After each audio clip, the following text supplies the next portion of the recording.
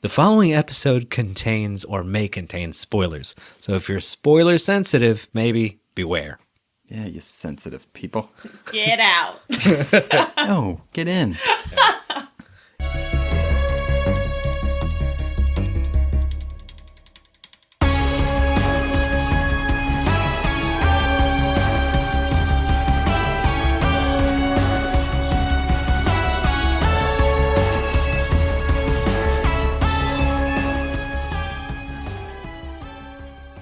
I did it. Yay. I don't know if I'm talking loud enough. I mean, we'll see whenever the episode comes out. All right. Welcome to the Phantom Zone. 3 fans, 1 podcast, and a sea of comics. I'm Noah. Kayla. Jared. That was cool. Jared. That's great. Every time. I liked it. I'm using my voice that's like, what's this guy's alignment? Obviously oh, neutral. I see what you did there. Yeah. Is he tiptoeing more towards the dark side or the light side? Ooh. I did before we get into the thing, the episode. That's not thing. We do have that giveaway currently happening still until the end of the month, which this will probably be the last episode you hear this on before the giveaway ends. So leave us a review on iTunes. You could do that from anywhere you're probably listening to it now on iTunes. And we will pick a random winner. You get $60 worth of whatever you want from a comic book store. And we send it to you. And there's probably going to be some extra goodies in there. So just leave us a review. And you can win stuff. Only say nice things. We don't pick meanies. Well, I mean, yeah. I mean, if you give us a 1 star, it's like, yeah, I'm not going to give you shit. Oh, yeah. Also, we will lie about what you said. For sure. I also wanted to point out, so whenever we do these giveaways, the ones that are reviews, just because you left us a review before doesn't mean you can't do it again. Like every giveaway we've had, I'm only going to point out this person because this person's been listening to us since the beginning, but Wes Robertson. That's awesome. Yeah, he'll leave another review because he knows he could get free shit because he has gotten free shit. So like, he just wants us for our free shit. Yeah, I mean, Oh, that's why he's been following us from the beginning. That's right. Yeah. He's playing the long game. Yeah. So, I mean, yeah, it's until the 31st of this month. So just go leave us a review and then the winner will be picked. And then you can get free stuff of your choosing. I mean, who else does that? Free stuff. Yeah. All right. So on to the episode, which is about... Who wants to say it? I say it every time. You could... You say it this time, too. They were going to make you do it. I'm rebelling. I'm rebelling against yours. Yeah. It's like before I forgot to say it or I say it too quickly. And then now it's like, no, you keep doing the terrible job you're doing. It's like, okay. Wait, so just tell me not to say it. Noah, tell me not to say it. We're talking about antiheroes today. Oh, you missed that. You missed my cue. It was funny. Oh, what was your cue? I was going to tell you to tell me not to say it, and then I was going to do not what you said, like an anti-hero would do. Oh, I didn't get that. Yeah. It's just you didn't. I thought you were playing some weird game. Well, you know what's kind of pointless is that the title of the episode is going to say what we're talking about. That's true.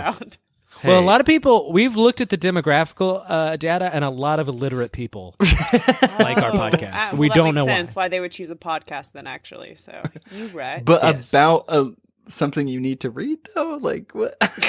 Oh, true. Makes no sense. You got me there. Anyway, on to the episode. God damn it, guys.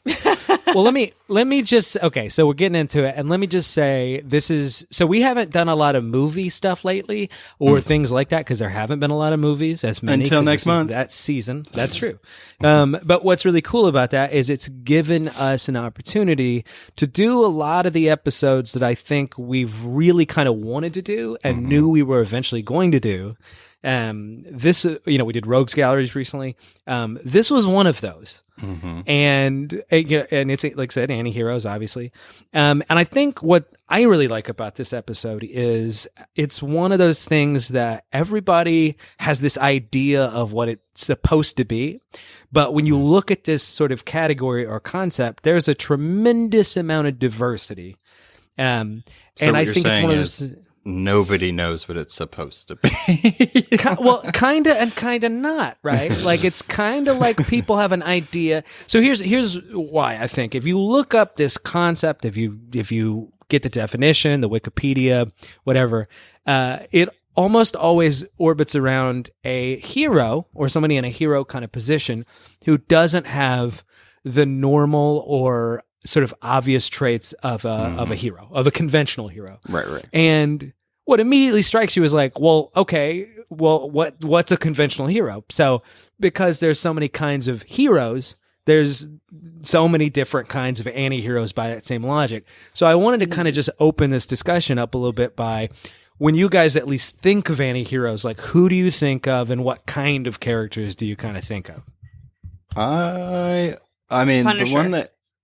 Yeah, see, that's funny. Yeah. So the one that always comes to my head, and I know it's just a given, is Red Hood. He always comes to my head as an anti-hero. I totally get that, yeah. Yeah, and I know true. there's tons of other ones, and one of my favorite ones of all time is an anti-hero, but for some reason Red Hood is always the first one that pops into my head. And I always have to like sit and think of like, wait, no, there's more. There's other ones that are, it's not just him. I mean, well, for sure. Go ahead. Sorry. Oh, I was going to say, but I mean, you did pose an interesting question or observation that you found, which is, doesn't have the normal tendencies of a conventional hero. I mean, if you're not talking about, I guess, Superman, because he's really the one that comes to my head as like, he's the superhero. He has all the good morals and whatever. But it's like Batman's technically considered a hero, and yet he kind of smashes people's face in all the time, and like, yeah, he does. He tortures them with fear. So it's like, I mean, what is that line, and kind of what makes them tiptoe that? I mean, is it somebody that it was a villain that became good, or I don't know. Whenever you put it that way, it's kind of hard to be like, well, whose definition of hero are they going by? Absolutely. I mean, and what I think is interesting, I mean, and Superman's such a good base here. Yeah. Because like how much of an anti-hero you are is like how far away are you from the ground zero blast that is Superman? You know what I mean? Like, because you're right. I mean, even other characters that you would think are obviously like the, paradigmatic superheroes compared to Superman look like, crazed vigilantes. Batman, is a great example of that. Mm-hmm. But I think also what complicates this in a good way is that, look, at this point, all heroes need to be flawed, to be realistic, to be human. To be relatable. Yeah, absolutely. I mean, to even be like believable. Yeah. At some level, it's like not that Superman's really like this, but the perception of Superman as this like perfect Boy Scout character is sort of like that. It's like if that's how Superman was written, you'd be like, I can't get into this. He's not real. It's not a person, right? It's kind of boring. Absolutely. But I was going to say, so most heroes are flawed in some regard. So it's like there's anti-heroes, I think, to be like, to point at them as like, okay, this is, not just your well-written hero. They have to be that much of a step further, I think. And I don't know. I mean, like, they're exceedingly popular now, right? I would think so. Yeah. I mean, like Deadpool. Deadpool's a great example. Mm-hmm. Deadpool, Punisher, and like you had said, Red Hood are the ones that typically pop into my brain, and they were all probably fan faves. Yeah. I mean, I heard somebody talking about Daredevil being an anti-hero, and I don't know how much I believe that, but then, I mean, I don't know. I don't know necessarily what the line is, because then in that same breath, you could say Batman is also. I mean, I don't know.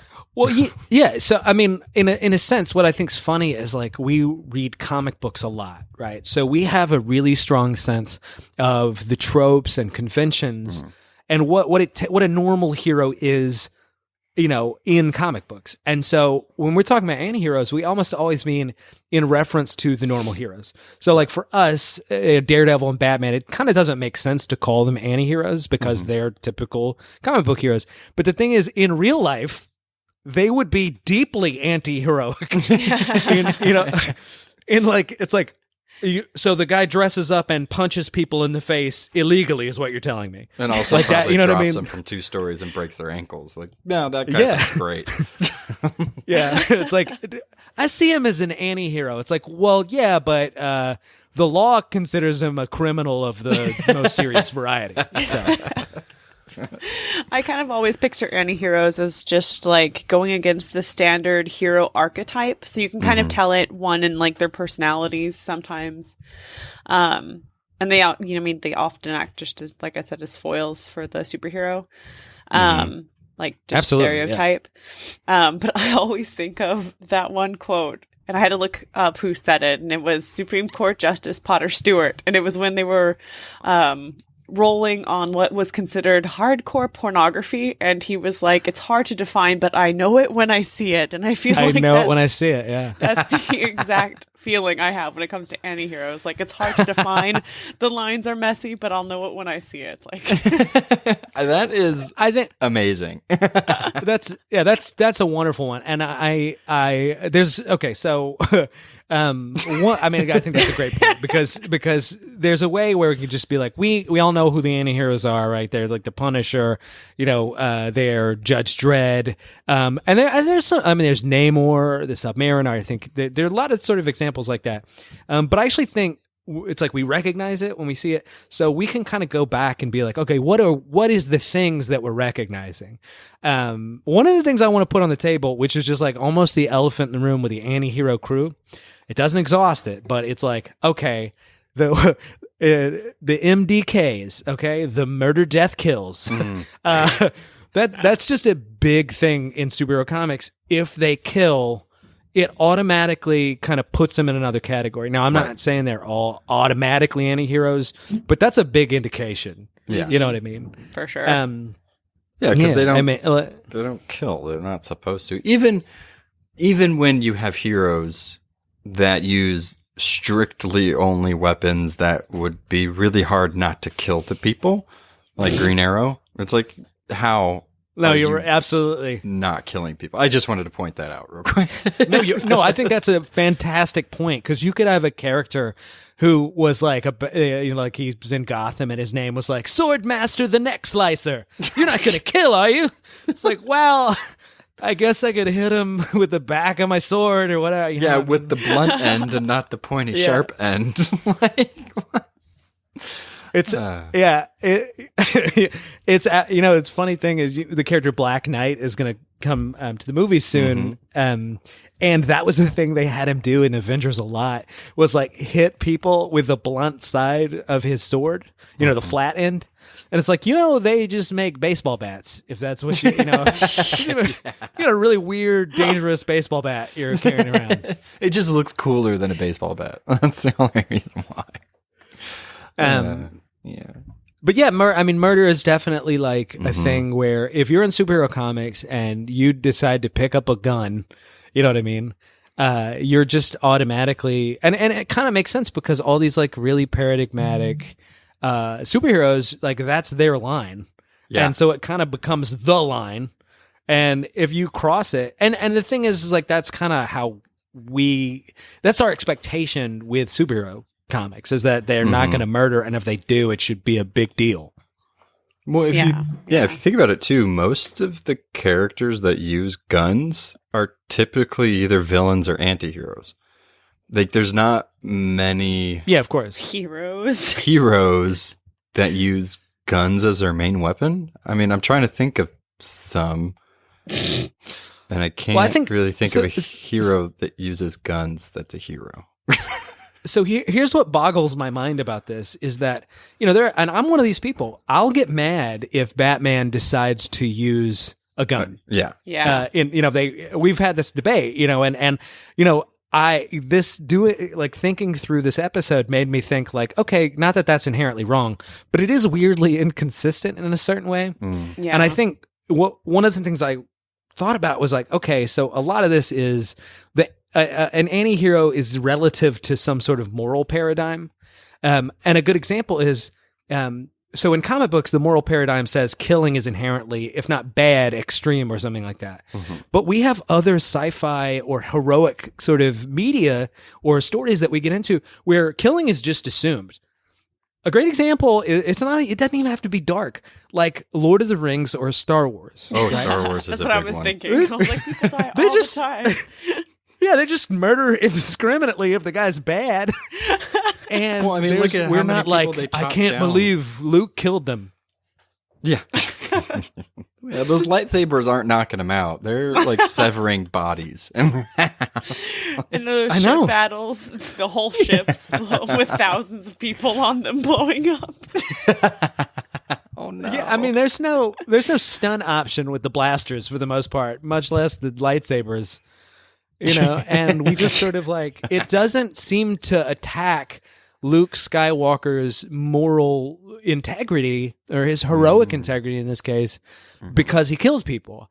And it's just because and I think, do you guys have, because I've been trying to kind of work at this and I can't really figure out why with superhero comics we can, and I don't want to go in the other direction. I think that's not necessarily good.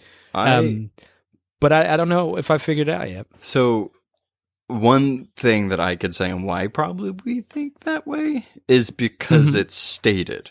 It's like an unspoken rule or spoken depending on the hero that, I mean, that's just kind of how it was put out there. I mean, in Star Wars, you don't hear them like they're literally training on how to fight with this sword that can cut through anything. Like they're not saying like, oh, don't kill people with this. It's like, no, you need to kill people with this, but the right people. But in superhero comics, it's like, no, we know that you can literally punch the earth in half. You need to hold back so that way you don't punch the earth in half. Like, so I think it's just kind of what's spoken and not spoken. I don't know. Sure. It's not easy. I mean, no. Well, I feel like there is typically more hesitance if the bad guys in Lord of the Rings or Star Wars have names and their screen time or written time spent getting to know them and their backgrounds. Whereas I feel like most villains kind of, especially because they're normally reoccurring villains, you get to know them more. So I think it would just be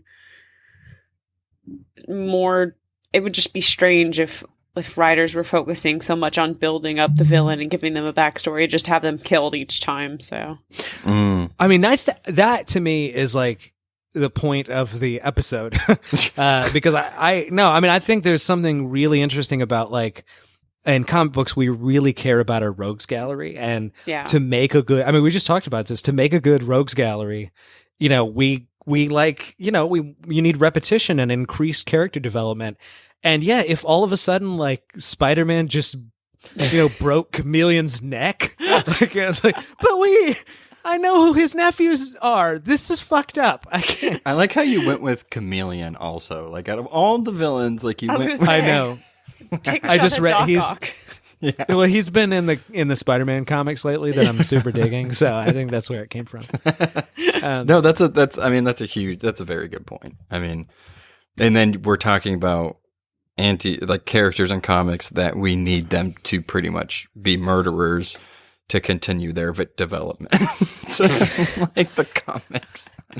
And you're absolutely right that a lot of these other ones where murder is a little bit more okay and still in the heroic paradigm are temporary stories, stories that even if they're protracted do really have a B, and C, an Act 1, Act 2, Act 3, or trilogy aspect. So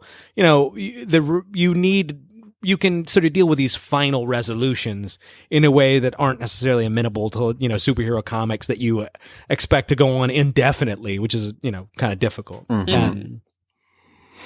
I agree. But, there's another thing that I think is interesting here, which is is there anything about antiheroes you don't like? What I don't like about anti-hero characters typically is that it gets too gritty for me. Like, it just becomes an aesthetic as opposed to an interesting story.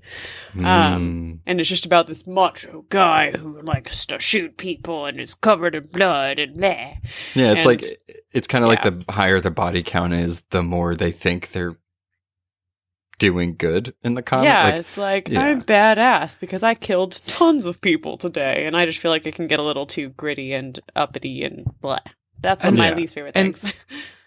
I want to piggyback on that point because that touches on something that I sort of hate, which is there's this notion that antiheroes, insofar as, by the way, we mean like killing people, are more realistic than this sort of antiquated no kill, the superhero's got to be, you know, kind and not can't be overly violent.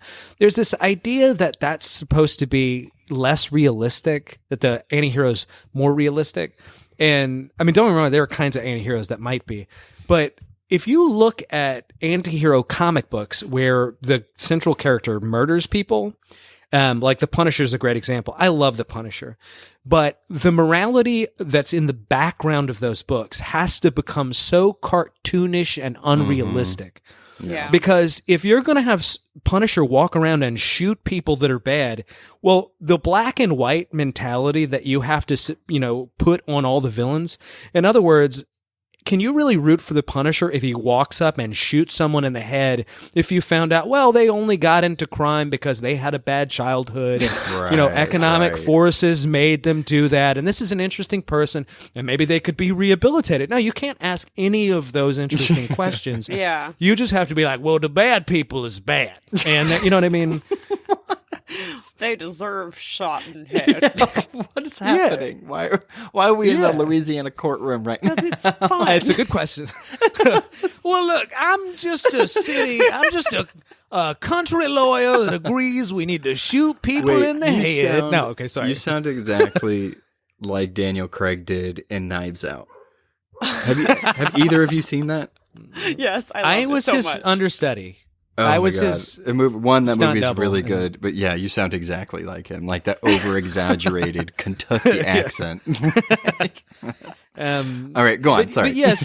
But I mean, basically, I just think that there's a certain way that this gets tasked out. This gets marketed as this is realistic, gritty writing. You know, and in fact, on the back end, it often becomes, you know, really childish and silly and you know, Clint Eastwood kind of stuff. Well, I think like with the main one, I mean, Deadpool is a good example that I think at the rise of the anti-hero kind of stories and characters, so particularly in the 90s, I would say, you know, when everything went pretty dark and whatever. I mean, I think it just might be suffering from that time or kind of what they put into like how these characters are supposed to act. So it's kind of like how the tone of the story is supposed to go. But then you look at like Deadpool and his comics are absurd. Like they're ridiculous and they're supposed to be. And that's just what his character is. So I think it's weird that they do suffer from kind of the same repetitious, like you said, you can't have their villains be like they could possibly be good or let them plead their case because it's, well, no, this person's supposed to be killing them anyway. I mean, if they don't do that, then they're no better than Superman or worse than Superman, I should say.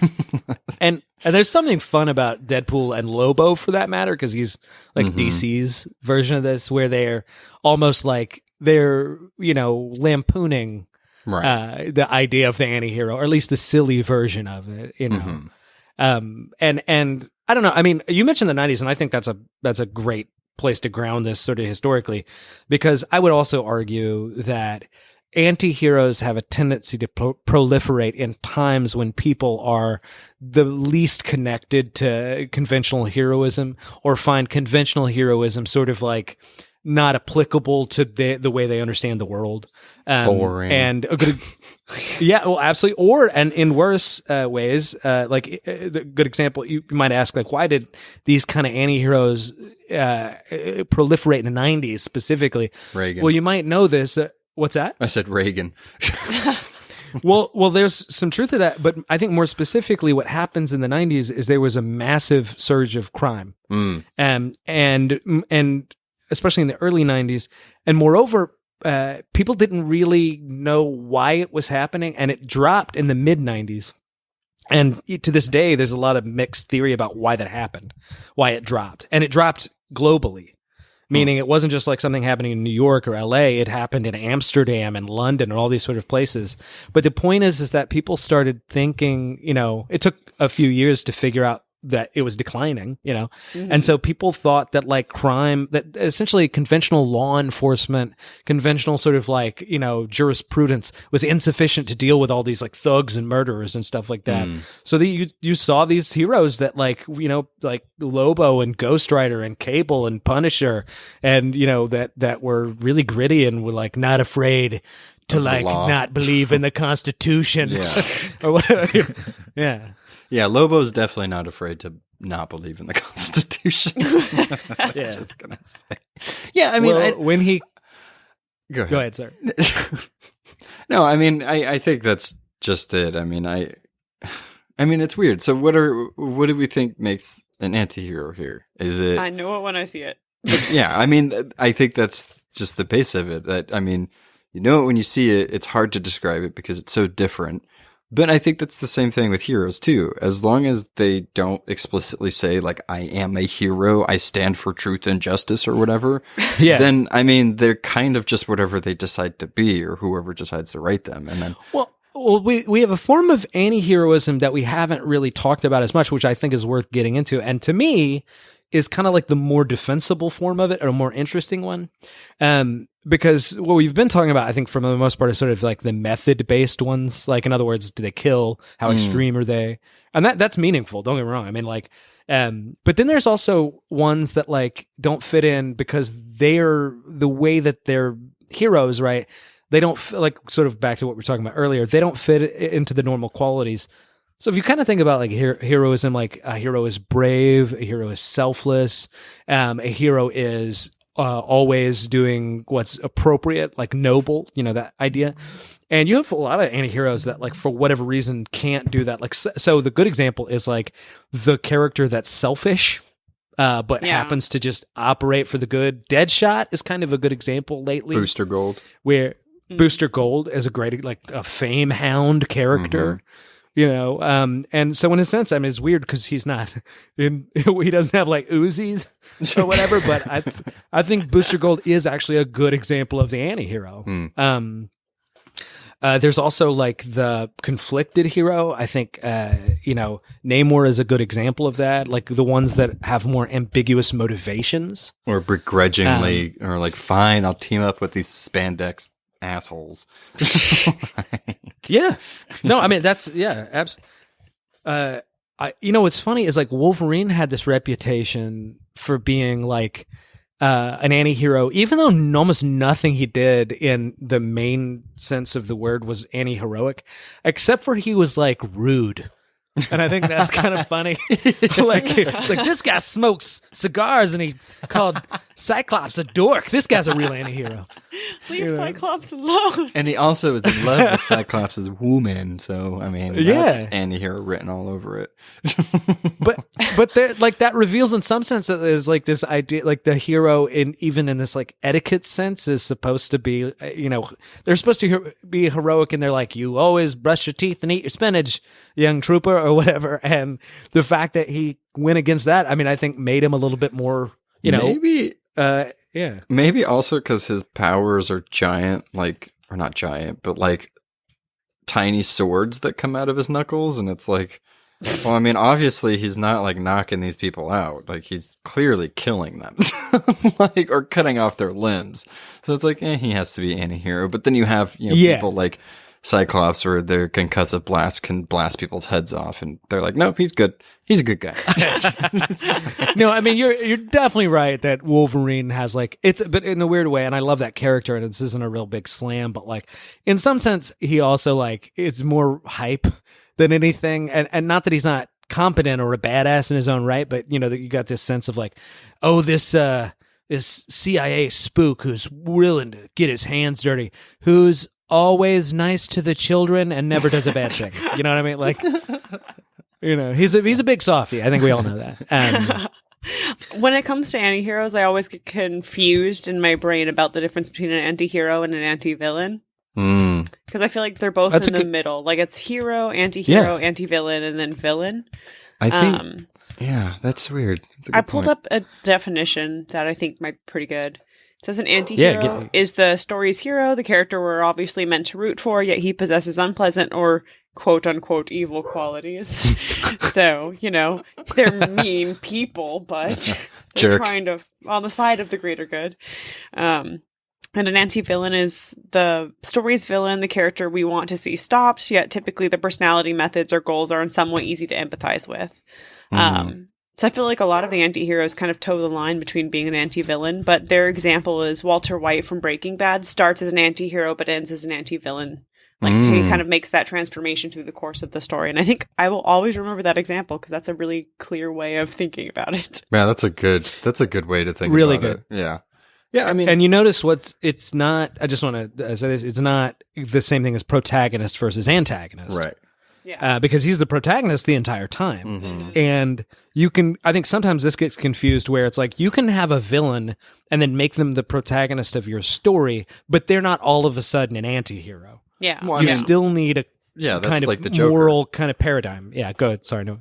Like the Joker in the recent movie, he's the protagonist of the film, but I mean, in no way is he a hero. He's just sad. Yeah, he's absolutely. just pathetic. He is. No, I'm just kidding. I'm not going to get into that. I think it's an interesting line that, I mean, by now, almost every comic book character, or at least big one, has passed and has dipped their toes into the anti-water, if you will. But like, I mean, what? Anti-water. It's like Darkseid's anti-hero equation or something that they've got. What I was going for. But no, I mean, look at Lex. I mean, Lex is a villain, but yet there's been plenty of times and like Forever Evil. Yes, maybe the motivations were so that way he didn't die, but he did help them along the way.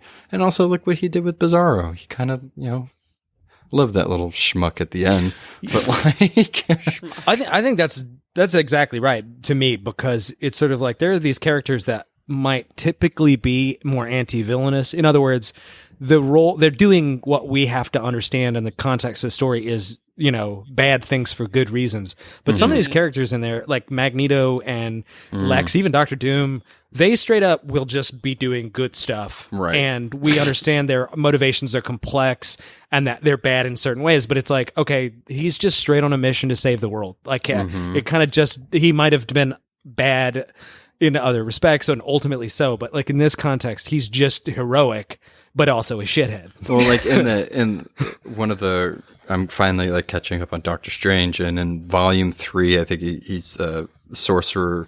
It's the Supreme Herald. He has to become the Herald of Galactus because Galactus gets put into the realm of magic, and Galactus is science. So then it, all of reality is going to collapse because he shouldn't be there in the first place. But then now Doctor Strange is pretty much put on with the responsibility of finding a world with sustenance and like sentient life to sustain his hunger, so that way the rest of the universe doesn't explode.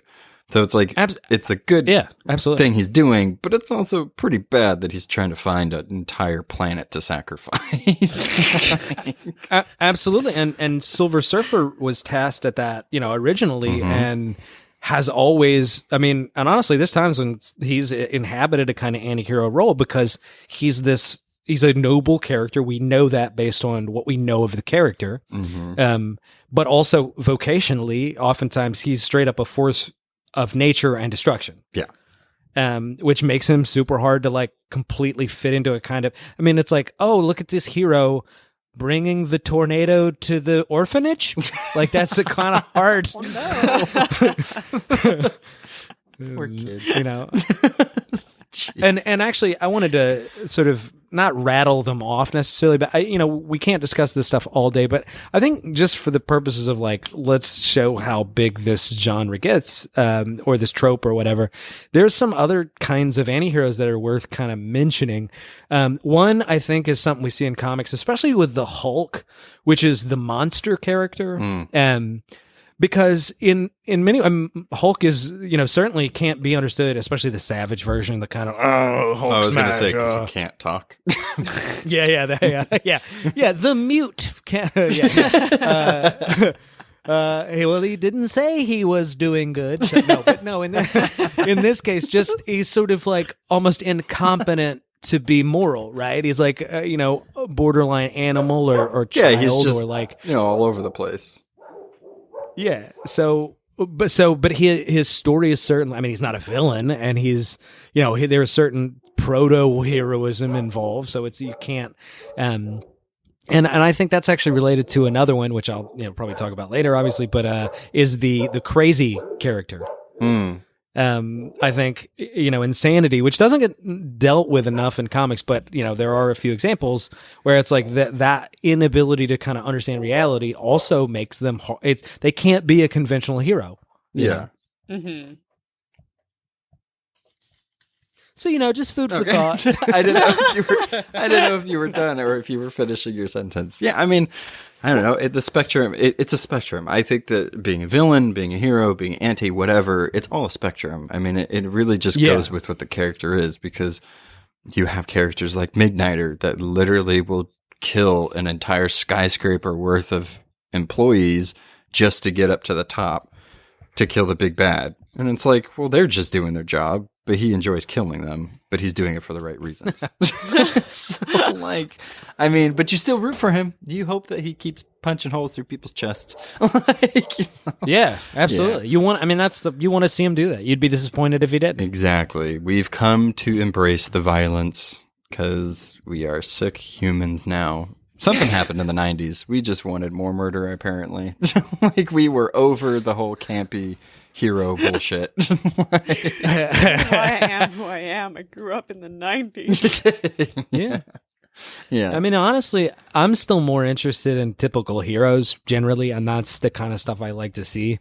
And I will say, it's funny because some of our favorite characters like end up on the opposite sides in interesting ways. Because I was going to say, in that actually, Cyclops is this character who moved from being a typical hero to an anti-hero to back again. But you know what? I actually want to compare real quick because I just think this is interesting about how they deal with these sorts of things is the Flash versus Thor. And why they're both very clearly heroes. No one would really describe them as anti-heroes. Never. But I think they kind of describe different ways, different things. You can't have Flash killing people. But Thor kills people a lot. And he's not known for it because he's not like Punisher. And here's the difference. And I really think I got my finger on this. The Flash is a domestic character. The Flash's heroism takes place in a kind of like in a city, and the villains are often civilians of the city. They're criminals, but they live in the city. And so it's like Flash, he's literally a police officer. He can't just like murder villains on sight unless they're a big monkey. Because, well, if they're a monkey, and loophole. But actually, that's a different city. That's Gorilla City, so it's different. But no, but I kind of mean that. But it's very similar. Like how cops can't. We don't want cops to just indiscriminately kill people. That's absolutely breaking the whole trust. But if you look at Thor comics, they would stop that. Yeah, absolutely, completely. But with Thor, it's a wartime paradigm. Yeah, right? Yeah. So Thor's fighting villains from different dimensions who are invading our own dimension, and so the idea of killing just doesn't get connected in the same way. Yeah. I mean, I think on that note, we should probably give a more in-depth example of different types, or at least the ones that we picked. Spotlights. Our spotlights. I mean, I personally picked That's a good the idea. type of antihero that I like, so I don't know about you guys, but like, that's what I did. Yeah, I mean, we're just going to give you a little more in-depth look at 3 of the characters that we picked that fit this category pretty well. Absolutely. Yeah. Yay! I'm going to start with Kayla. Oh, we are? Yeah. Oh God, we didn't put the order up. You know? We didn't, so then I just winged it. You're mean. All right, so mine's kind of the most weird, interesting pick, I guess. That's what they told me anyway. I thought it was an obvious choice. I chose... Kayla told us what her choice was, and we were like, oh, that's weird and interesting. Excellent. They obviously said that, but with more enthusiasm. Yeah. I chose V for Vendetta. Obviously, I assume everyone knows this comic. They should, anyway. Created by Alan Moore. If that name isn't familiar, what are you even doing with your life? And David Lloyd. Basically, it takes place... the comic does, and like the year's actually already passed. Oh my God, what was the year? It's so it takes place in like a creepy alternate future where basically neo-fascists, white supremacists, homophobic cult called Norse Fire. It's a political party, takes over the British government, sets up concentration camps, and then kind of rules the city through violence and force. And the character V was experimented on while this regime was coming to power. And through all the like medical experiments, he kind of became like Olympic level athlete with like quick reflexes. He's really good at fighting, fencing, dodging, and he's also a really good explosive maker. So he's a chemist on top of all of that. Overachiever. Yeah, right. He has quite a bit, but superhero he is not. You sounded like Yoda. Oh, sorry. But yeah, so basically, V for Vendetta follows the character V and character Evie Hammond, who it's a young girl who becomes his protege, as he tries to take down the government and kill his former captors, bring down the fascist state, and kind of replace fascism with anarchy. The comic is obviously, listen to that sentence I just spoke, very political. And the reason V isn't categorized as like a hero and is instead an anti-hero is his main focus isn't revenge. He doesn't really care that much with replacing the current government. He does think anarchy is the way, but that once he takes out and murders everyone in office and every single person that worked at the facility that he was experimented on in, that the common people of England can just decide for themselves what they want for their future. He kind of does kill indiscriminately for people that are getting in his way.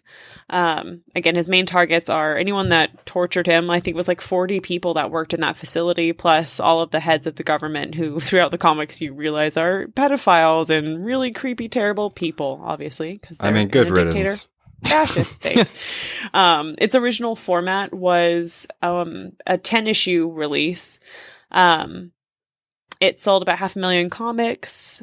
By the time that the movie adaptation, which if people haven't read the comic, they may have or probably have seen the movie at one point, which came out in 2005.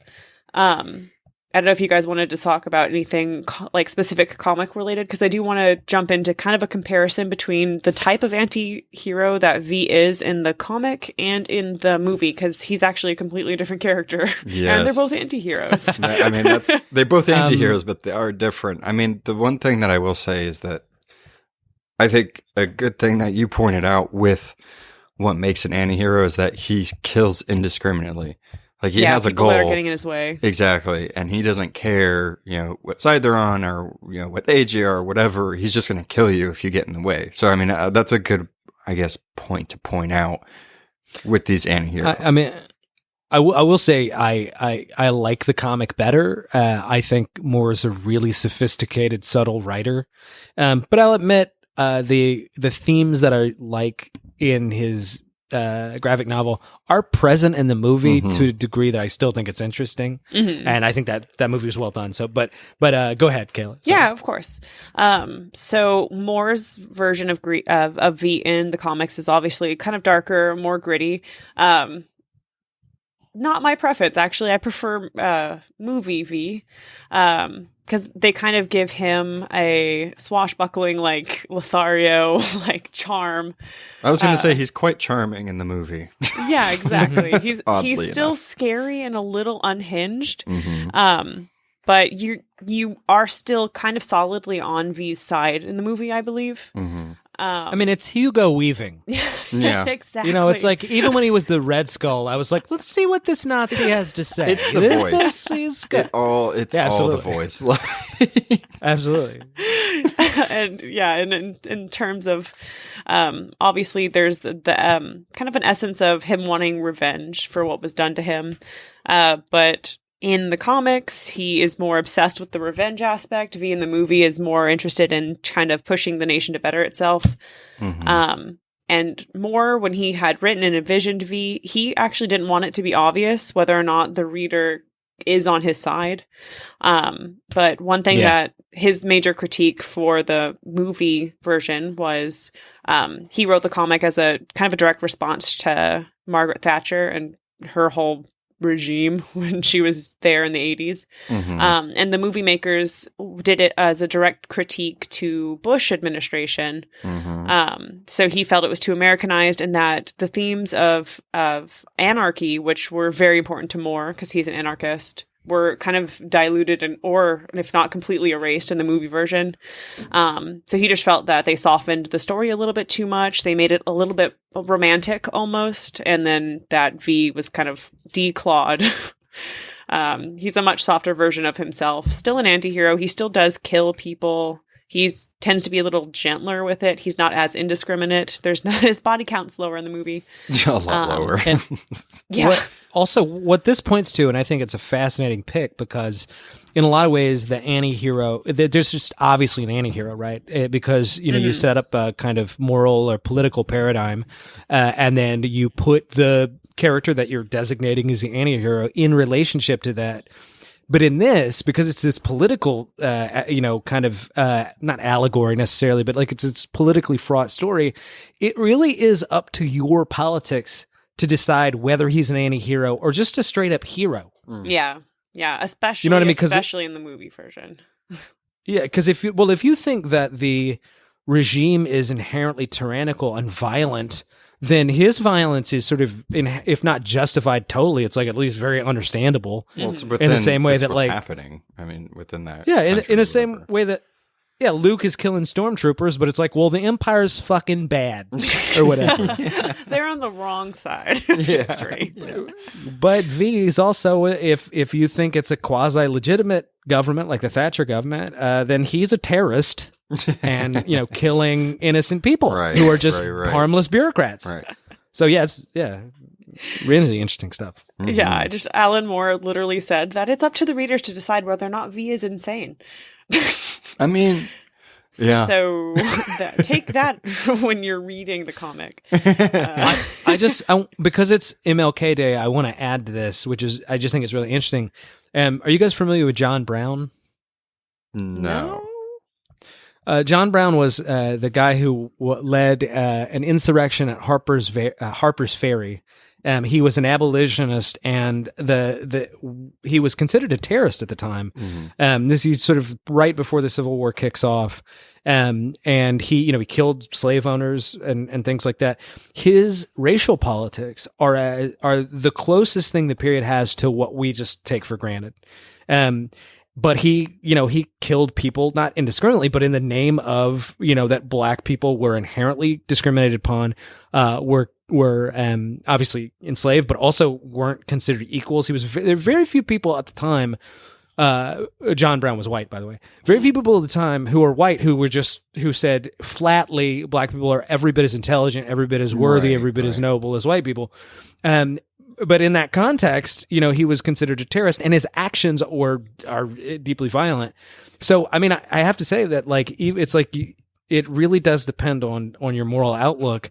Certain moral principles, it's like, well, if they're true enough, it's like, well, I guess it's okay to murder some people. I don't know. I'm not advocating anything evil. I understand. It's kind I see of what like you're saying. how far in the name of justice are you willing to go? Is murdering an innocent who happens to, be in a building like Parliament at the time. First day and on if the you job. work for the, and if you're a computer programmer for the Nazis, like how innocent are you? I don't know. It's an interesting question, but sorry, I just wanted to throw No, that you're out fine. The reason I think V for Vendetta in general is kind of always on my brain is the current political climate across the world basically is very fascist.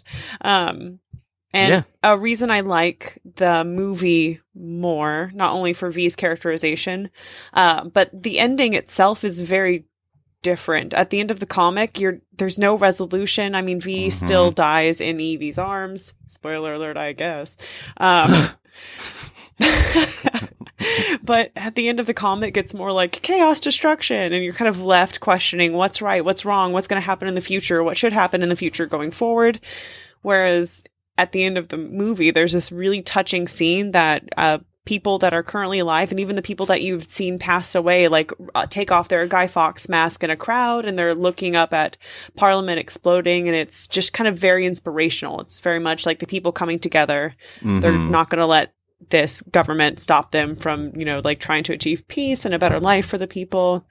But yeah, I mean, V is an anti-hero either way, but read V for Vendetta, guys. Or at least watch the movie. Yeah. He's like an anti-hero in like 4 distinct ways. So perfect pick. I'm gonna Thank you. All right, Jared. Okay, yeah, I'll go next. And my character is not so far away from V, honestly, in certain respects. Cool. In that he's out of his goddamn mind. And the character is Moon Knight. And he's one of my top 10, actually. And I think he fits in this category nicely. But I have to admit, like, I really was jumping at an opportunity to talk about this character. You've talked about him before, right? I've mentioned him sort of in passing. I think there was like, we did like a question, like if you're a listener and you haven't heard this, where we were interviewed on like our 1-year anniversary, like answered questions. And so that was sort of an open-ended, like, who's not like Batman, stupid, or whatever. And I said Moon Knight, but anyway, so like I said, he kind of fits this category. For one, he is very violent as a rule. And what's interesting is that as a motif, I think if you know the character, he's not as murderer-y. A little bit of murder every once in a while. He's more like severely maim people. Like that's one of his deals. Like he's it's like up to the destiny if they die or not. Well, but there's a lot of like, I'm fighting a guy, I've got to break his knee in 9 places, so a bone shoots out of his leg. That like it's all like, that Moon Knight just kind of does that a lot. Yeah, it's really weird. And it's like, how did you like hyperextend his arm by punching him in the face? I don't. Anyway, but also he's just crazy, and I think that qualifies him as well. So anyway, if you don't know, Moon Knight is that character that dresses all in white, and has a cape and a mask, and. He has a few wonderful quotes where they're like, "Why would you be in a superhero fight in white?" And he's like, "Because I want them to see me coming." It's very terrifying. Yeah, he wants his white outfit to be red. Yes. So he's a particularly brutal character. His name, it's a Moon Knight, aka Mark Spector, or Stephen Grant, or Jake Lockley. It's not really clear, and I'll explain why. But all you have to know is that he's the champion of Khonshu, the Egyptian god of the moon and protector of travelers at night. I'm getting chills already. Okay, what does that mean? So it's an interesting thing. So it's who knows what he really is. There's a lot of ambiguity with the character because he's crazy. But the idea is that the legend of him, and he believes this, is that Khonshu is an Egyptian god. And he's a real god. And he's the god of the moon. And so Mark is his avatar on Earth. Maybe. Like you'll get a sense of this. So the way this works is Mark Spector, when he was a young boy, he's also a Jewish character, which I think is great because Jewish people don't have enough representation in comic books. So if you didn't know that, Moon Knight is Jewish. He was the son of a Holocaust survivor named Elias Spector, who's a rabbi, and so he's sort of rooted morally in that way. But when Mark was a kid, he was attacked by a Nazi serial killer who was disguised as another rabbi. I hope this doesn't happen very much, and I hope it never happened. But in this case, it was so traumatic to Mark that he actually, after he was attacked, he wasn't killed, but it was so traumatic that he had PTSD and then formed dissociative personality disorder, what used to be called multiple personality disorder. So that explains sort of Mark's basically where he comes from as this dissociative personality. He's the only character that I know of that has not just this disorder, but has what would otherwise be a debilitating mental illness, and I think that makes him inherently interesting. And so the idea is that Mark is committed by his father because his sanity is in question, and it's here that the Egyptian god of the moon. So Khonshu appears to him. Again, maybe. We don't know if this is just Mark losing his mind or misremembering it. But anyway, when Mark escapes from the mental institution and he joins the Marines at first, and then after that he's picked up. He gets discharged from the Marines because turns out he's fucking crazy. And then the CIA, who love crazy people apparently, which is kind of true.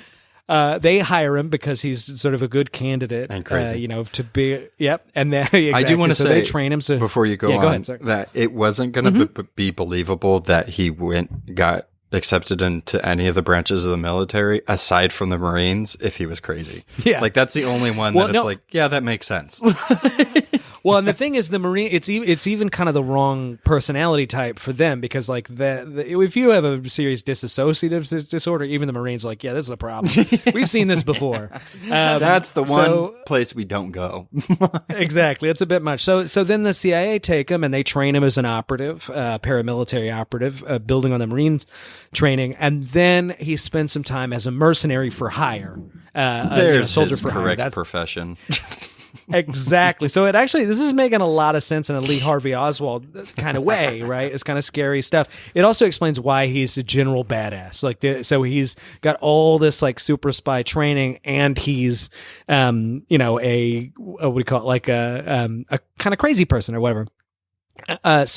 And the thing that really makes him who he is, who turns him into the Moon Knight, is he's doing this mission in Egypt, and there's kind of a MacGuffin in the story, like they're trying to protect, or he's hired as a mercenary just to like find this item or protect this item. Either way, there's a counter mercenary, so just another mercenary that's against him, who ends up being one of his main bad guys. This guy from I can't remember what African nation, but he's called Bushman. His name's just Raoul Bushman. Or whatever. He's a scary murderer. He's everything that's wrong with mercenaries. That he's psychotic and he just does it because he's cruel and wants to kill people and everything like that. So he either kills Mark or comes close, who nearly kills Mark. It depends on your interpretation. But as Mark lays dying under in this Egyptian tomb under the statue of Khonshu, he either just narrowly has a near-death experience kind of thing and comes back, or he's tasked by Khonshu. Khonshu appears to him and says, you're going to be my I'm going to save you, and you're going to be my avatar on Earth. And that basically inspires him to fight crime as the Moon Knight, a general badass of any and every stripe. He's so fucking cool. Anyway. I mean, so I do want to tell... His origin is very colorful. It's so I love how original this is in the larger sort of like scope. I think this is also, he looks really cool, but I think this is also ways kind of stood out because they've sort of at this point especially built a very original kind of origin. It is. I will give you that it's very unique and original, but also not in the way that they have to like give him all these weird careers to explain why he can punch very well. No, that's a good point. What they really are trying to do, I think, is kind of give him a kind of like seedy past. That because I agree that there's a sort of like they need to explain why he is a badass, but I think they're also trying to explain it's like, okay, he's not the most heroic dude, right? And I do want to, for any people that are interested, this is a bit anachronistic in that originally it wasn't really in question. The idea was Mark was like Khonshu's real in the same way that like Thor's real, you know, the Asgardian deity, the Norse mythology is real. In this, Khonshu was real, and he gave Mark, and actually for a while, Mark had the powers that during the phases of the moon, he would have superhuman strength, you know, kind of like in the low, like the 2-ton kind of range, that kind of stuff, like the blade range, you might say, when the moon was full, and the phases of the moon would like kind of dictate it. It was kind of cool, but they've gone back and kind of made it just questionable whether he's ever had any powers or if he's just crazy. I love that. I absolutely love stuff like that. Yeah, I mean, and it kind of just for Mark, it just kind of doesn't matter anyway. You know what I mean? But he has all these. But so basically, he comes back to New York. He decides, okay, he's going to be the Moon Knight. That's where he designs all his costume and his different weaponry and stuff like that. And if you don't have a sense, his main weapon is just like these moon kind of like throwing things that like they're kind of like batarangs, but they stab you without the ears, kind of stuff, and they're shaped like moons. Exactly. And he has batons, sort of like Daredevil. He's a very like street level character or whatever. But all his personalities end up being kind of like dedicated to different things. So he has Khonshu rolling around his head, telling him what to do to like basically. It's like this weird dark justice where again Khonshu is supposed to protect people, but in a kind of like, you know, break their legs kind of way. And then one of his personalities is he amassed a bunch of wealth. As a mercenary, so one of his personalities is a rich guy. It's Jake Lockley, and then one of his personalities is sort of like Mark Spector, who's again the mercenary, and then another personality is just like a normal cab driver. I don't know why they threw that one in there. They thought that was important. Yeah, Stephen Grant, like cab driver. Like if it's the idea was, I think in the when he was written in the 80s, the idea was like, okay, he was gonna be, you know, like the New York cabbie, so he would know about all the street crime.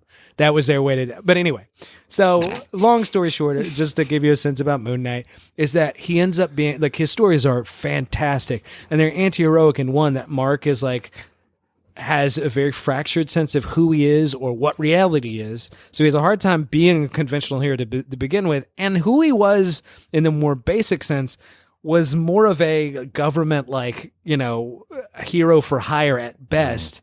But he generally like does appear to want to do the right thing. And he's a great character. Last thing about this character that I have to tell you that I just think is a wonderful, tight concept. So Mark is crazy, right? He's a lunatic, right? I don't know. You know the word? No, but you know the word lunatic? It has the same root as the word lunar, as in moon. Because there was a time, in our history where we thought, I think as late as the 1700s, that the phases of the moon dictated sanity and could cause crazy people. Like the full moon is when the crazies come out. Yeah. Exactly. So it's I don't know how intentional that was. Oh, super but it's this intentional. Wonderful little. Because it's so brilliant that it has to be. Yeah. Super intentional. Absolutely. But it's like the origin of the character. The first character he fights, by the way, and is Werewolf by Night. He's like hired to, you know, and it's actually kind of complicated because he finds out the people that hired him are shitbags. So he like doesn't. And last thing I'll say, the Werewolf by Night, his real name is Jack Russell. As in like the terrier. Yeah. Oh my god. Yeah, I know. It's great. But yeah, so I think he's a fantastic. Yeah, I mean, we're definitely going to do a deeper look on this character. Yeah, for sure. Because he might have a TV show coming out in the next 10 years, whoever fucking knows, whenever they decide to do it. All right, so moving on to my pick to kind of keep theme with the maybe involved with the government kind of theme we intentionally had for some reason. So I picked Amanda the Wall Waller because, I mean, hell yeah. Why I could talk about other characters I've already talked about more in depth, but I feel like when else am I going to talk about her? And I feel like she fits the antihero aesthetic very well. So she's the most uncivil civil servant. She is. She's a government spook who safeguards the nation from enemies, foreign and domestic, by sending hardened criminals to fight them. I mean, how more badass can you get to get criminals fight for your government for the good of your government? If they survive, she usually gives them time off their prison sentences. If they get caught, she kind of disavows them. But kind of just that means their head explodes. So while she was introduced in 1986 in the Legends crossover miniseries, that helped. Essentially, the whole point of it was to reboot the DC universe after the events of Crisis on Infinite Earths. After she lost her 2 eldest children and her husband to street criminals, Amanda Waller decided that conventional crime fighting was not what would cut it, and that someone had to do whatever was necessary to keep the world safe from evil. That is her main theme. That's what she is. She feels like she is the person that always has to do what's necessary, no matter the consequences to anybody else, as long as it's for the good and to defeat evil, even if she's doing things bad to get there. So, I mean, if you want to just go off the basic kind of meaning of antihero, that's what that is. I mean, that's essentially what she does to her day-to-day life. Yeah, she's an amazing pick, by the way. I mean, and I love how you two picked opposite characters in this respect. Yeah, she's anti-government, mine's pro-government. Yeah. V will kill her. Yeah. From the start, she was, she's a good taskmaster. She's a master manipulator, seeing little differences between the threats of the nation and threats to hold on to her power. And her mind, absolutely everybody is expendable. As you guys might have seen in the Suicide Squad movie, she personally shot to death a room full of computer technicians after they erased the computer files on the Suicide Squad. Like, she told them to erase the files, and then she's like, well, I'm going to kill you now because I want to make sure this is completely erased. I mean, if that's not somebody that would commit horrible acts for what's conceived as the greater good, then I don't know what else. Oh yeah, for Waller, everyone's in the Suicide Squad, whether they know it or not. Oh yeah. Yep. I mean, completely. And then one thing a big thing I wanted to touch on with her is the first Suicide Squad. So as far as in current history in DC Comics, Waller's Suicide Squad has only been around for a few years to make things a little confusing. 2017 Suicide Squad. They're chefs that prepare food before the real chefs. And if they don't do it right, their head explodes. Yeah, that's what it's like to work in a fucking restaurant, honestly. It's very true. In 2017's Suicide Squad, Volume 1, Number 9, it revealed her original team that included metahumans Cyclonatron, sounds completely fake even for a villain, Emerald Empress, Dr. Polaris, Johnny Sorrow, and the alien bounty hunter Lobo. Yay, we know him. And they led by Waller's top operative at the time, Rustam, which however you want to say that. It's comics. It's up to interpretation. He's got a flaming scimitar. That's all you gotta know. He visually he's pretty cool, but also weird when you put him with a team that I just described. The team was sent to an island to kill a group of metahumans intending they were pretty much going to be WMDs against other countries. That's what these metahumans were pretty much being made for. But the operation quickly led to serious civilian casualties. Matters worsened when the team attempted to use the advanced technology for their own purposes. Seeing no choice but to put them down, Waller turned Cyclonatron into a living bomb to kill the Suicide Squad. To her surprise, they survived due to Dr. Polaris. So, I mean, it just, the first team she brought into effect, she was like, well, they suck, so kill them, and then we'll just form another one. But with the mission I just described, I mean, she's sending them there to stop this pretty much factory of metahumans that are going to go blow up other countries. So it's like, yeah, that shouldn't be happening. So I guess send expendable people out to go do that. I mean, yeah, that's the crazy thing is that like it's borderline realistic in terms of how most countries prosecute any like something like terrorism or anything like that. I mean, I love this idea, by the way, that like Waller, they call her the Wall. And there's a metaphor there because she's also the wall between like what she understands like the civilized world, you know, the developed world and fucking chaos. Well, yeah, and also between what civilians know that goes on behind the shadows or on the other side of the wall. So to kind of continue or kind of what she formed after that. So after she realized that the team did survive, she imprisoned all of them in a secret location called the Catacombs. And then after that, she was very selective about her members and implanted explosives into their heads after that. So to make sure if they step out of line that she can just remotely explode their heads. So if you, which is some Guantanamo Bay shit. Yeah, in the slightest. Wait, where does the hero come in? It comes in when she's doing it for the greater good. That's right. I mean, like it's what puts her in the antihero place, right? She's not a hero, but antihero because I think for Waller the ends just justify the means. Yeah, and the idea is that, look, I'm willing to sacrifice myself. Because that's the thing. She's not... Here's the crazy thing about Waller. She's not selfish. Right. Yeah. Like, she would cut her own head off if it would save the country. Well, I mean, and she would cut everyone else's head off, too. I mean, she's literally stood in front of Lex with a gun to her head. And she's like, do it. I'm still not going to give you the thing you need to destroy whatever. And it's like, yeah, I mean, She's good in most aspects. I mean, she has helped the Justice League some. Aside for the head exploding. I mean, they are villains. Yeah. So I don't know.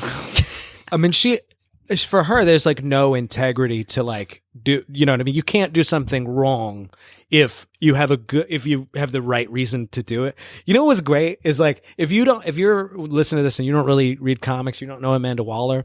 If you've seen A Few Good Men with Jack Nicholson. God. Where it's like, you want me on that wall, you need me on that wall. That's Amanda Waller. Yeah.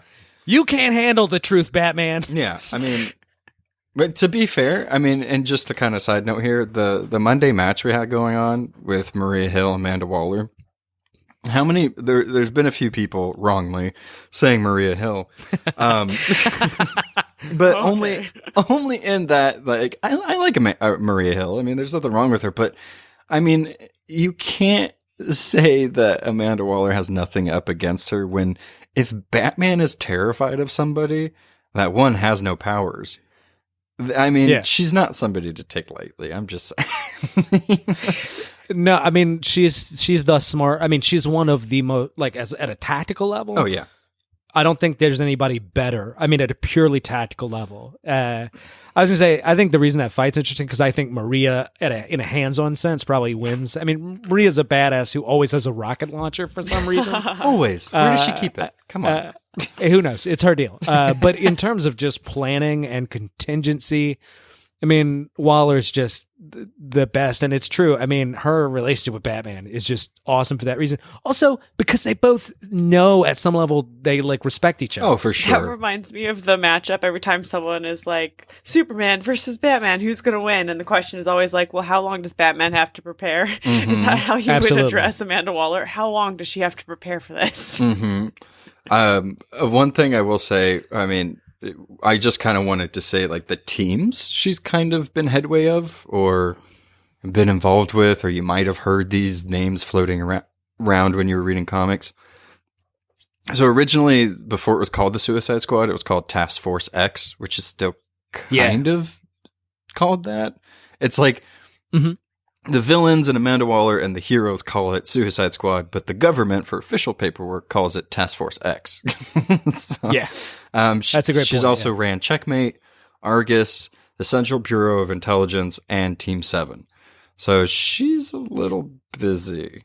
But I did want to touch back on something that I said earlier and what kind of brings her motivation. I think a lot of people just see Amanda Waller or don't like her or don't agree with her or just think that she's bad and that she has no reason to be as angry as she is. I mean, off the bat, her 2 older sons and her husband were killed within like a month and a year of each other. So like right off the bat, and she did everything right that she was supposed to do. This kind of thing shouldn't have happened to her. And with that happening, it just kind of broke something in her or made her less empathetic to thinking about other people and just making sure what good needs to be done is done, and no matter what cost. So I think that's a good way to, or something good to think about when you're thinking about antiheroes. Like, yeah, they might are doing the things the wrong way, but what are their intentions, kind of where they came from. I'm not saying that she should keep exploding people's heads. That's not what I'm saying. I'm just, it makes you understand her a little bit better or a little bit more and why she's the wall. So, yeah. And it's like, there's a philosophical problem to it. I mean, I'm anti-Waller generally because I do not believe the ends justify the means, inherently. But it's not a baseless view, in other words, like, I mean, and moreover, it's kind of the world we live in. Yeah. We don't, I mean, I don't want to get too heavy here, but I mean, like to defend, well, I would say to defend, against terrorism, we do things that I think most people would say are pretty unheroic. Well, I think that's why, not that I like her, but that's why she's scary. I think that's why she's terrifying because she oddly resembles Too Real. Like that's too real. That does happen. Like there are task force that do the same thing. So, I mean, and there's also these like general rules. And I think also a good place for the antiheroes, which is that there's, even in Black Panther, I think it's interesting. The tensions that exist where it's like the idea of a good king is very rarely a good person. Right. And when a character takes on political responsibility, whether it's, really like a monarch or these sort of like bureaucratic, sort of powerful roles or whatever, like Waller occupies, they will end up having pressure on them that means that they can't make the decisions that you and I might make, whether they should or not. And I think that's up for debate, but it's definitely an interesting place. We get to see the anti-hero in action that feels very realistic and grounded in our world. Yeah. I mean, she's oddly heroic in the way that she, like, there was other countries at stake, and she's like, well, we need to protect these people. How do we protect those people? Throw, like, expendable people at them. If they don't do the job, kill them, get more people in there. So it's like, she's looking out for people, but doesn't care about particular people. And that's why she chooses criminals. Because in a weird way, that's a revenge for her. Because criminals are the ones that killed her family. So she's like, fuck them. Like, they're going to do what I want them to do. If not, all criminal heads. Exactly. Like, I think that's her point. Like, she's just going to send them on terrible missions and be like, kill them all. also, from a logistical standpoint, they're the only people you can really get away with doing that. Yeah, because nobody cares. And she's in the alignment sort of thing. I mean, she's lawful. What is she? She's lawful neutral, lawful evil, lawful good. She's definitely lawful, though. Yeah. You know what I mean? Sure. Like, I'd say neutral. She's not the. Yeah.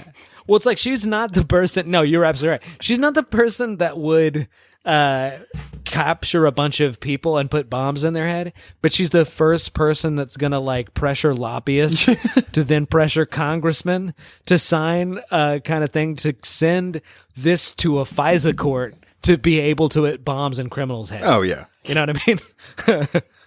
It says a lawful evil character is an evil character who either tries to impose or uphold a lawful system on others without regard for their wishes and or adheres to a particular code. That sounds like her. Yeah, Amanda it is, Waller but then you'd lawful say, evil. but here's the thing that complicates that. Most people would vote for her. Oh, yeah. Like in the country, you know what I mean? Again, like most people. That's why I picked her. Too real. too real. Too real. Too real. We do have evil people in politics right now. Mm-hmm. That's true. And their name rhymes with frump. Anyway, so moving on to comic book recommendations. Oh no, this is so hard for me to think about. Well, maybe read or write. Ha. The author and me. Write the next V for Vendetta, guys. That's my recommendation to you. I was going to be like, wait, what are you going to recommend? Never mind. Yep, that's easy. Read or watch V for Vendetta. Except there's like a asterisk here. If you're an edgelord, do not read the comic. You will run rampant with it, and I don't trust you with that knowledge and that power. So if you're an edgelord, just watch the movie and you'll get the gist. Anyone else who's a responsible, normal human person with a brain can choose to read or watch V for Vendetta. It's both good. The movie is a little bit more hopeful, so that's what I would recommend. But obviously, this is a comic podcast, and V for Vendetta as a comic is completely different, but still great. So, I like that. Definitely. You can't read this if you're this. Oh, no that's edge great. lords allowed. That's the best recommendation we've had so far. Go ahead, Jared. Yes, and that warning is definitely appropriate. Yes, agreed. So that's a true classic that Kayla recommends. I'm going to recommend, if you're a Moon Knight fan, what I take to be a contemporary classic. It came out in 2018, and Moon Knight has really benefited from like the last 20 years. They've just put, or last 10 especially, some of the best talent from Brian Michael Bendis to Warren Ellis on this guy, and just done some amazing stories. My favorite, even though this writer's not hugely popular, this is a story called Crazy Runs in the Family. You can get it in trade. It's Max Bemis is the writer, and Jason Burrows is the penciler and the main artist. It has everything that I love about Moon Knight comics. It's got a doubt as to how crazy Mark is. You don't know whether the gods are real, but they're a huge literary presence here. The Egyptian gods, it's sort of a war between them. And in the meantime, Mark has to fight this guy who has powers while he doesn't. They're both crazy in their own ways. And on a just side note, I guess, from the story, the penciler, Burroughs, it's my favorite kind of art, which is like, it's still stylized and interesting. And some of this is the inker too, but it's very crisp, very tight. You know, it's not flowy or mushy or liquid. Or super sketchy. It just, exactly. Yeah. It's very tight. I love this stuff. And it's intense and super fun. I mean, I always have to recommend something for what we do, right? Because it's what this is about. It's like, you want to check this out, and this is what I think will give you a good thing. This happens to just be one of my favorite comics I've read in like the last 3 or 4 years. So yeah, I think you're really gonna like it. Oh, good job. Yeah, Crazy Runs in the Family. Oh, I thought that was just a statement. Yeah. True. Also very true. With my family. Sorry, Dad. So I'm going to recommend Checkmate by Greg Rucka. Pretty much the entire thing. So with this one, Amanda Waller is not always at the forefront, but she's a good behind the curtain the whole time type of thing. It's just a really good book, and she's the overlying presence in the whole thing, and you don't get many of those with Amanda Waller, especially nowadays. So it really goes into her being the anti-hero / kind of villain. So it was me all along. Yeah, behind the curtain. So yeah, I mean, and this was before they decided to pretty much redesign her, which I will kind of just say real quick, which is stupid. Don't do that. If anybody from DC is reading this, don't redesign Amanda Waller. Like God, is that a cat? Oh yeah, sorry. On that note, because it sounds like a cat needs some help, that's it, I guess. No. That's like our alarm. That's like our alarm. Like, well, the cat says it's time to go. Cat says we can't continue. Thanks, guys. I mean, if anything, cats are the greatest anti-heroes, are they not? True. All right, thanks, guys. Thanks for listening. Follow us on Facebook, Instagram, or Twitter at The Phantom Zone Pod for more podcast updates.